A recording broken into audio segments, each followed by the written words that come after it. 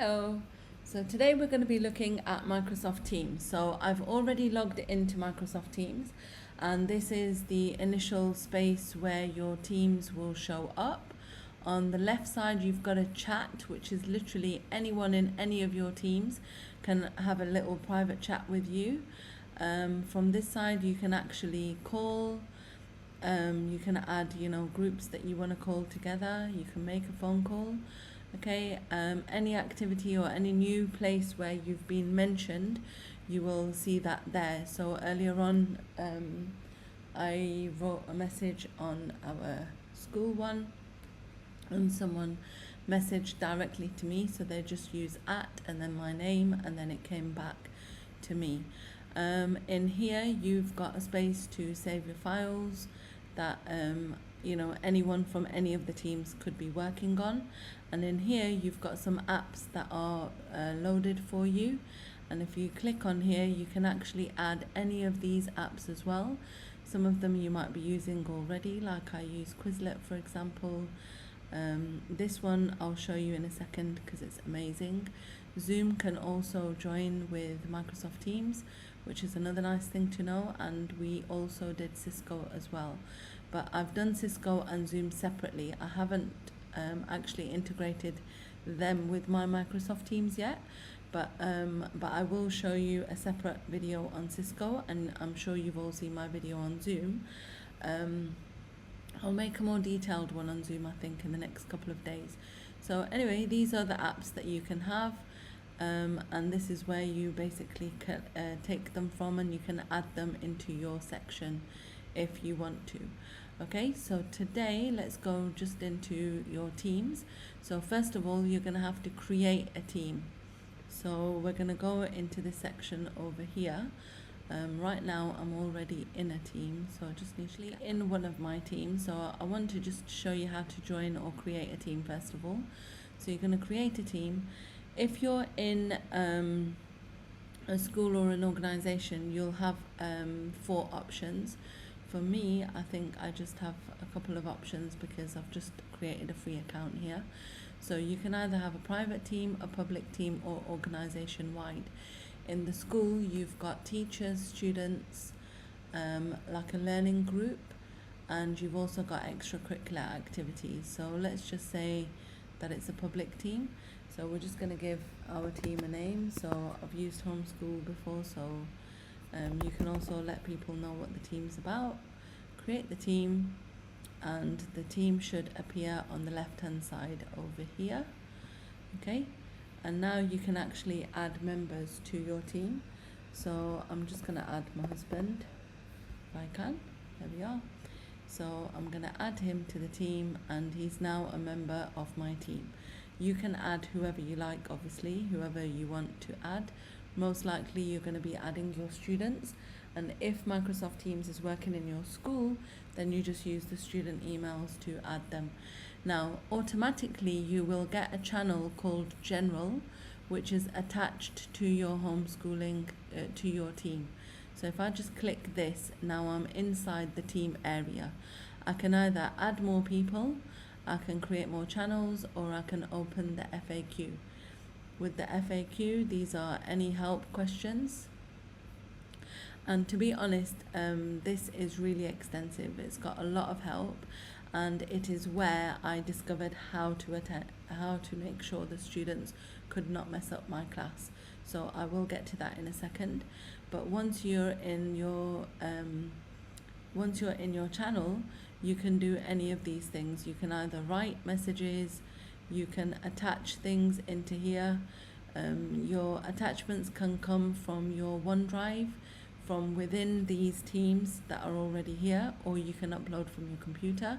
You can use emojis when you're talking, which is quite nice for the students because you've got things like this happy little chappy there. You can obviously add GIFs if you want to, and you can add any of these stickers. So it's just quite nice to interact a little bit with your students. Now the main thing for this part is to join a meeting. When you want to actually have a class, you want to meet with your students. So the easiest way to meet with your students is to actually have a meeting with this section here.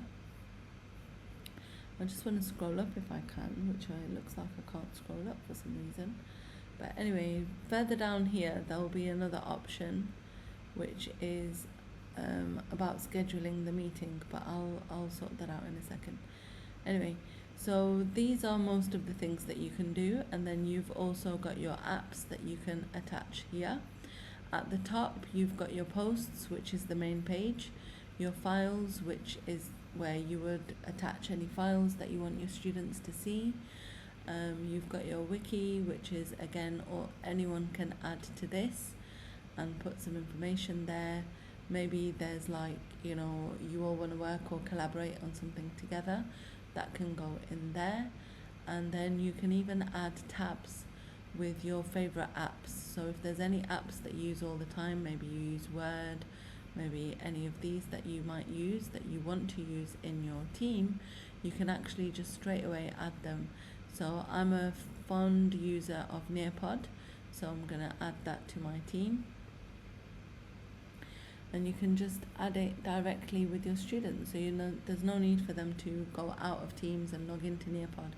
Now the only issue here with Nearpod is that it only works in student mode, so I actually would rather that I do a live session, but you know, at the end of the day, anything that this does is helpful. So this is the main area.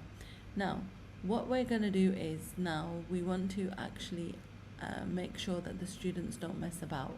So we're going to go into here and we're going to add a channel. So we're going to add the channel called students. So remember that this channel, okay, is called students, but it's going to be standard, accessible to everyone in the team, and we want to make sure that this channel appears in everyone's channel list. Now if you're a teacher like me, you've probably got other teachers who are also in your class or added to your team for your class. And now for the fun part, to get the control back in your class. From the left side of your screen, you can either join the calendar to schedule a meeting or use this part of the actual team place. And then you have this form which you now need to fill in. So when you're in the scheduling meeting section, you're going to fill this form in. So you're going to add a title for the lesson, you're going to skip the attendees, you're going to put the date in, you're going to say when it repeats, and then the most important part is adding the channel. So if you remember, we added a new channel to the team, which was called students. So in this section, you need to make sure that you choose that student channel and not the general one. Then you continue filling in the form, maybe putting your details, any pictures, any notes that you want to do. And once you've done that, in the top right hand corner, click save. Once you've clicked save, now you're going to go back into your calendar, or you're going to go into your team to select the meeting so that we can change the settings. So once you've selected the meeting, you're going to look in the top section where there's lots of different options, and we're going to click the middle one, which is called meeting options. Once you've selected that, you will get a link. Now if you have Safari, the link will not open, so you're going to have to copy that link from this button here and take the link into a different browser like Chrome.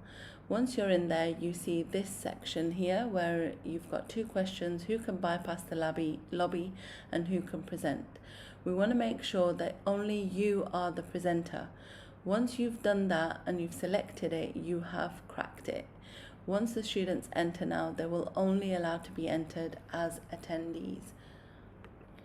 Now everyone that's been invited will receive this notification, and they can actually use this to click in and join in on the meeting, or they can go to their calendar and join from there, or they will get a notification on their desktop, kind of like an alarm, which allows them to join from there. And you'll notice that as soon as your students join, there will automatically be attendees. We don't need to change them manually, which I know that some of us have been doing for the last few days. So we can actually have them join straight away as attendees, and they are attendees with no other option to mute each other, remove each other, and all the other fun stuff that they've been getting up to. Thank you so much for listening. I hope that it's been helpful. and I hope that I've answered some of the questions that I was asked. If there are any more questions, please do put them in the comments below, and don't forget to like, subscribe and share. Thank you so much for listening. Take care. Bye bye.